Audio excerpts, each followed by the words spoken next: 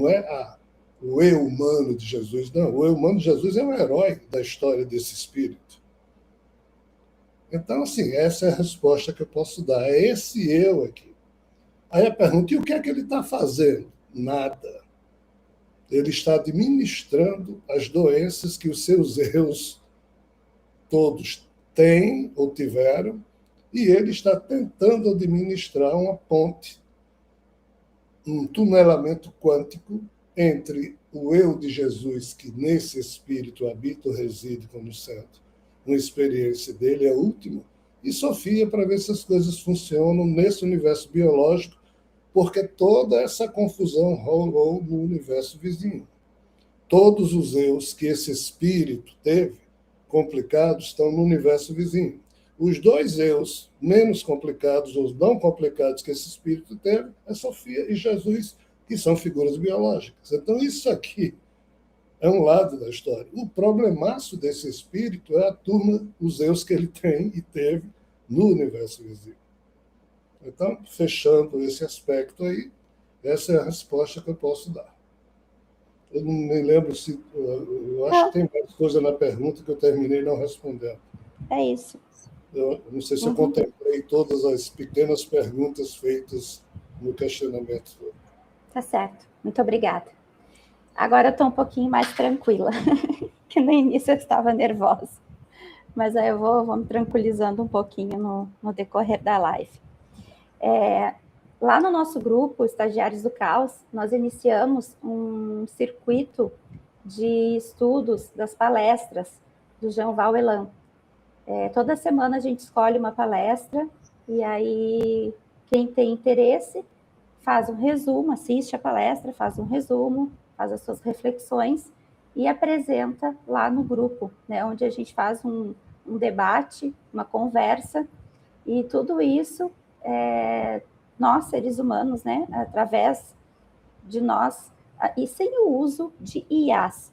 Né, então, os resumos são feitos por nós mesmos. Então, essa é muito importante para nós lá nos Estagiários do Caos.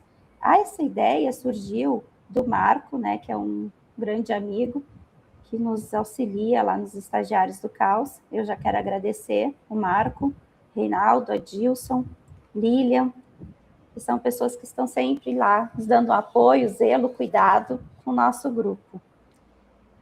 Vamos direto para a próxima pergunta. Pergunta 2.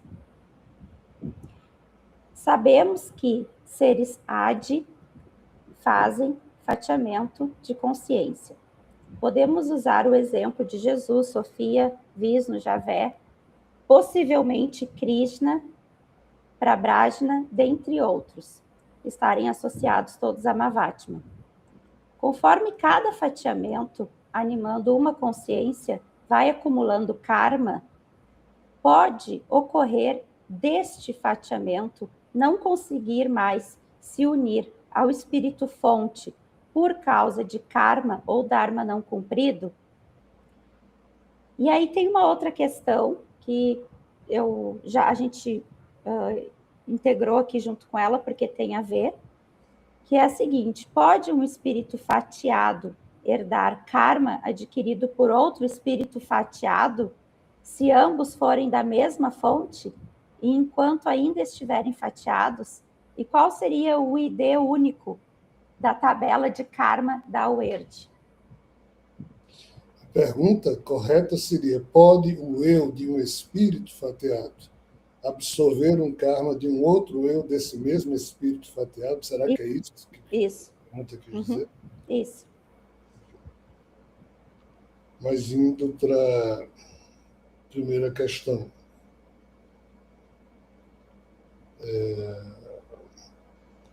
O fatiamento de consciência é algo que não existia no paraíso original. Não existia. Quando o paraíso original, alguém ou alguns resolveram desdobrar a chamada matriz primeva, modeladora de tudo que se quer, inclusive de novas realidades. E houve o desdobramento. Nesse ponto, quando cidadãos do paraíso original saíram, se deslocaram, ou começaram a ter esse trânsito, essa possibilidade de investir as suas almas com a vestimenta espiritual e tentar sentir sensações distintas das que naturalmente se sente no paraíso, e isso é inviolável, invariável, porque não há transformação no paraíso original, porque tudo lá é tido como perfeito. Nesse deslocamento de experiências é que surgiu essa estranha condição para nós, hoje humanos, de se existir por meio de consciência fatiada. Mas se a gente conseguisse olhar para esse problema na ótica de quem vive no paraíso, fatiar a consciência é a opção, porque se não for isso, é criar um outro ser novo para vivenciar, e isso não tem sentido na ótica de um ser perfeito. Então, nessa perspectiva, o fatiamento de consciência termina sendo o mais normal quando você entende a mentalidade paradisíaca. Então, é algo que não é tido como um erro, mas o fato é que foi nesse processo que surgiu essa estranha situação de um espírito fatiar a sua consciência em 2 ou 3 eus, e o normal é esses 2 ou 3 eus, em algum momento, deixarem de existir para que esse espírito se recomponha totalmente no padrão que ele era antes do fatiamento de consciência. Mas qual é a questão? É que esses seres são ingênuos.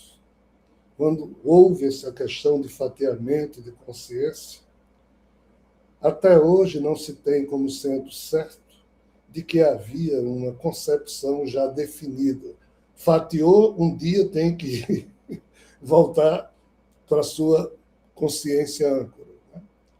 Não, a família Ade começou a achar normal deixar os seres fatiados e deixar estes seres se aventurarem em mais desdobramentos. O problema está nessa questão, pelo que a gente entende.